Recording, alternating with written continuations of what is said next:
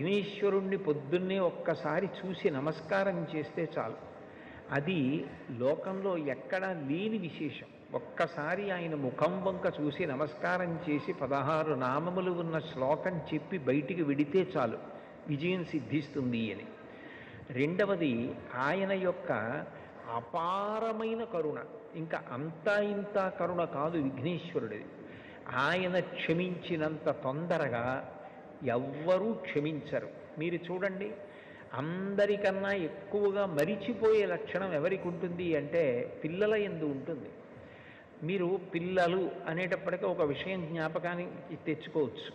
పెద్దవాళ్ళు ఏదైనా తింటున్నారనుకోండి, ఎవరో పెద్దలు వచ్చారు ఇంటికి, ఇంట్లో భోజనమో పలహారమో చేస్తున్న పెద్ద ఆయన ఆ పళ్ళెం పట్టుకునో లేకపోతే చేతిలో ఏ ఉండ్రాయో కుడుమో పట్టుకుని తింటూ వీధిలోకి వెళ్ళి స్వాగతం పలకడం, ఆ పళ్ళెం లోపల పెట్టి తాను పెడతాడు.